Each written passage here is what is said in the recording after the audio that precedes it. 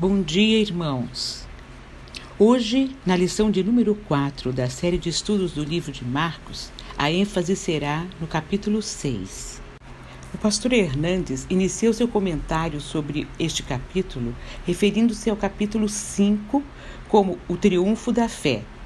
Jesus triunfa sobre o diabo quando expulsou uma legião de demônios de um homem. Ele também triunfa sobre a doença, quando curou a mulher de uma hemorragia antiga. Ele também triunfa sobre a morte, quando ressuscita a filha de Jairo. No capítulo 6, nós vamos ver a incredulidade dos nazarenos, de Herodes e dos próprios discípulos. Vamos ler os versículos de 1 a 6. Jesus saiu dali e foi para a sua cidade, acompanhado dos seus discípulos. Quando chegou o sábado, começou a ensinar na sinagoga e muitos dos que o ouviam ficaram admirados. De onde vêm essas coisas? Perguntavam eles. Que sabedoria é esta que lhe foi dada? E esses milagres que ele faz? Não é este o carpinteiro, filho de Maria, irmão de Tiago, José, Judas e Simão? Não estão aqui conosco as suas irmãs? E ficavam escandalizados por causa dele. Jesus lhes disse: só em sua própria terra, entre os seus parentes e em sua própria casa é que um profeta não tem honra. E não pôde fazer ali nenhum milagre, exceto impor as mãos sobre alguns doentes e curá-los. E ficou admirado com a incredulidade deles.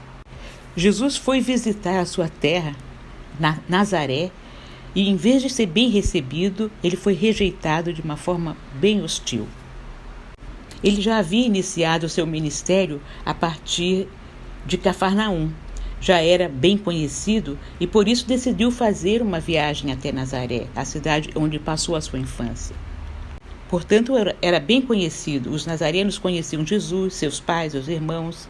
Eles passavam diariamente em frente à carpintaria de José e viam Jesus trabalhando. Nunca eles viram Jesus estudando com os rabinos da época, o que poderia lhe dar algum crédito. Por preconceito, não creram nele. Como poderia um carpinteiro fazer e falar tantas maravilhas? Jesus disse que um profeta não tem honra em sua própria terra. No versículo 4. Os seus irmãos, a sua cidade, os líderes religiosos não creram nele. A familiaridade, em vez de gerar fé, produziu preconceito e incredulidade. E, em consequência disso, Jesus não realizou nenhum milagre ali. Realizar milagres em Nazaré não teria valor algum, pois o povo não aceitou sua mensagem e nem creu que ele vinha de Deus. Jesus não pôde, não quer dizer que o seu poder estava limitado. As circunstâncias o fizeram decidir assim. Qual a maior circunstância? A incredulidade. Na maioria das vezes, Jesus operou milagres em resposta e em cooperação com a fé. A incredulidade traz a morte. Começou com Eva, creu no diabo em vez de crer em Deus. O povo de Israel, quando Moisés os tirou do Egito, morreram no deserto porque não creram. Em Hebreus capítulo 3, versículos de 7 a 11, nós lemos uma advertência contra a incredulidade. Assim como diz o Espírito Santo, hoje, se vocês ouvirem a sua voz, não endureçam o coração, como na rebelião durante o tempo da provação no deserto, onde os seus antepassados me tentaram, pondo-me à prova, apesar de durante 40 anos terem visto o que eu fiz. Por isso fiquei irado contra aquela geração e disse: o seu coração está sempre se desviando e eles não reconheceram os meus caminhos. Assim jurei na minha ira, jamais entrarão no meu descanso. E no capítulo 4, versículo 7, se hoje vocês ouvirem a sua voz, não endureçam o coração. Marcos capítulo 6, versículo 6. Então Jesus passou a percorrer os povoados ensinando. Chamando os 12 para junto de si, enviou-os de 2 em 2 e deu-lhes autoridade sobre os espíritos imundos. Essas foram as suas instruções. Não levem nada pelo caminho, a não ser um bordão. Não levem pão, nem saco de viagem, nem dinheiro em seus cintos. Calcem sandálias, mas não levem túnica extra. Sempre que entrarem numa casa, fiquem ali até partirem. E se algum povoado não os receber, nem os ouvir, sacudam a poeira dos seus pés quando saírem de lá como testemunho contra eles. Eles saíram e pregaram ao povo que se arrependesse. Expulsavam muitos demônios e ungiam muitos doentes com óleo e os curavam. Jesus amplia o seu ministério enviando os discípulos. Jesus os treinou e agora os envia como missionários com a sua autoridade a realizar o seu trabalho e em seu nome. E nada poderia vir deles mesmos. Como deveria ser a mensagem? A mensagem deveria ser a que ele ordenou e que eles não usassem as suas opiniões, mas a verdade de Deus. Eles pregavam sobre o arrependimento, conforme o versículo 12. Eles expulsavam demônios, também a libertação da opressão do mal, conforme Efésios 6:12, que diz assim: pois a nossa luta não é contra os seres humanos, mas contra os poderes e autoridades, contra os dominadores deste mundo de trevas, contra as forças espirituais do mal nas regiões celestiais. A metodologia também foi ensinada. Eles primeiro deveriam ir de 2 em 2. Para quê? Para que um encorajasse o outro, para que houvesse mútuo ensino e também credibilidade do testemunho. Lá em Eclesiastes 4, de 9 a 10, nós lemos: é melhor ter companhia do que estar sozinho, porque maior é a recompensa do trabalho de 2 pessoas. Se um cair, o amigo pode ajudá-lo a levantar-se, mas pobre do homem que cai e não tem quem o ajude a levantar-se.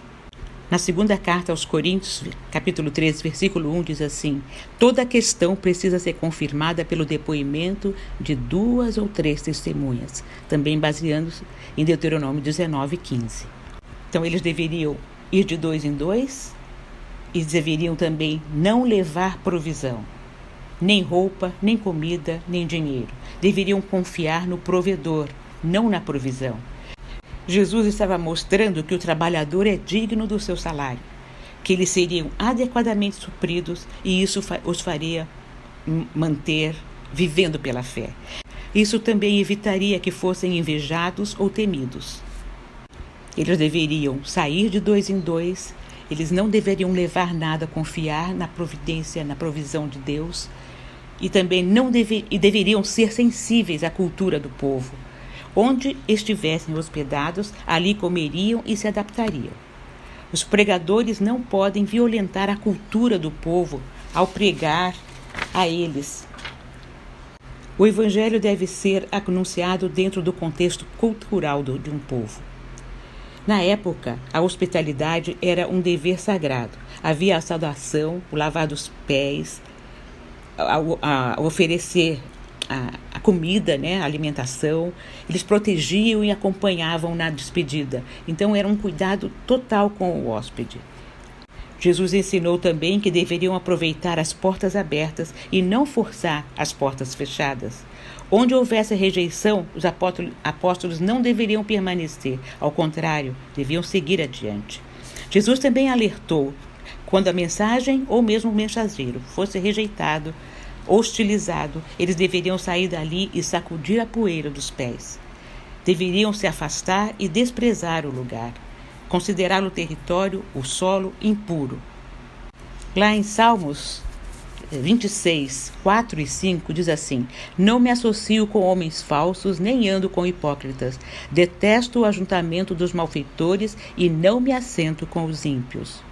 Voltando para Marcos capítulo 6, versículo 14 a 29, nesses versículos fala sobre a tristeza que foi a morte de João Batista, como ele foi morto. Herodes Antipas era filho mais novo de Herodes o Grande, conforme Mateus 2:1. Antipas, que era governador da Pérea e da Galileia, era um homem perturbado, supersticioso, adúltero, fanfarrão. Ele temia João Batista, pois as suas palavras, suas pregações o deixavam com problemas de consciência, mas não ao ponto de mudar de atitude. Ele se divorciou da esposa para se casar com Herodias, que era mulher do seu irmão, cunhada e sobrinha de Herodes e filha do seu meio-irmão. Além de ter cometido adultério, também cometeu incesto. João Batista o acusou e o aconselhou, por isso ele foi preso, e mesmo sem vontade de o matar, o fez por causa de uma paixão pela filha de Herodias. Prometeu impensadamente a ela dar-lhe tudo o que ela pedisse, e até, se fosse o caso, metade do reino. E ela decidiu pedir a cabeça de João Batista, orientada por sua mãe, que o odiava. O que uma paixão faz com a cabeça de um homem, né? E ali, versículo 26, o rei ficou aflito, mas por causa do seu juramento e dos convidados, não quis negar o pedido à jovem. Enviou, pois, imediatamente um carrasco com ordens para trazer a cabeça de João. O homem foi, decapitou João na prisão e trouxe sua cabeça num prato. As maravilhas de foram chegar nos ouvidos de Herodes. Ali no versículo 14, o rei Herodes ouviu falar dessas coisas, pois o nome de Jesus havia se tornado bem conhecido. E algumas pessoas estavam dizendo, olha, João Batista ressuscitou dos mortos, por isso estão operando nele poderes milagrosos. Aí outros diziam, ele é Elias, e outros afirmavam, ele é um profeta como os antigos profetas. Então Herodes estava com muito medo. O ministério de Jesus e de seus discípulos continuou, até que um dia eles se reuniram para a prestação de contas. Então, Jesus tinha enviado os discípulos de 2 a 2, agora eles se reúnem para descansarem, tirarem umas férias com Jesus, é isso? E contarem tudo o que eles estavam fazendo, como eles fizeram. Mesmo tendo ido para um lugar deserto, as pessoas que os viram sair, eles os reconheceram e correram para chegarem antes deles. Mas quando chegou lá, Jesus viu aquela multidão, teve compaixão deles. Jesus sabia que estavam necessitados, pois pareciam ovelhas sem pastor, conforme diz o texto. Sabemos que a ovelha é um animal frágil, totalmente dependente, precisa de sustento, de direção, de proteção. Ele não sentiu pena ou apenas condoído, mas ele teve compaixão, agiu para suprir as necessidades dele. Ensinou-lhes sobre o reino de Deus, curou os enfermos e alimentou a multidão que estava com fome. Vimos que os discípulos se sentiram incapacitados diante da situação. Era muita gente, eram pelo menos 5.000 homens e fora as mulheres e crianças. E estavam no deserto e com fome também. E Jesus ordena, conforme no versículo 37, deles vocês algo para comer. E responderam que além de muito caro não tinham onde comprar, mas Jesus queria usar o que eles tinham. Procuraram e disseram que um menino tinha 5 pães e 2 peixes. Jesus ordenou que os discípulos fizessem todos se sentarem na grama em grupos. Orou, agradeceu o alimento e os discípulos serviram pães e peixes para todos. E no final, depois de todos satisfeitos, recolheram 12 cestos cheios de pães e peixes. Primeiro, o milagre foi feito por Jesus, mas os discípulos repartiram o pão. Somos cooperadores de Deus, nós é que devemos repartir as bênçãos, distribuir, informar, falar e alimentar. O alimento que Jesus oferece satisfaz plenamente. Jesus não faz coisa pela metade. Não se deve desperdiçar a provisão divina. O que sobrou precisa ser reaproveitado ou aproveitado. Então, foram recolhidos 12 cestos para ser aproveitado depois. Agora os versículos 45 a 56. O descanso que queriam foi frustrado. Então Jesus os obrigou a irem sem ele para o outro lado do mar. Ele não sugeriu ou deu um conselho. Ele os compeliu, conforme diz o texto. Ele insistiu, obrigou. Versículo 45. Após ter despedido a multidão, foi ao monte para orar.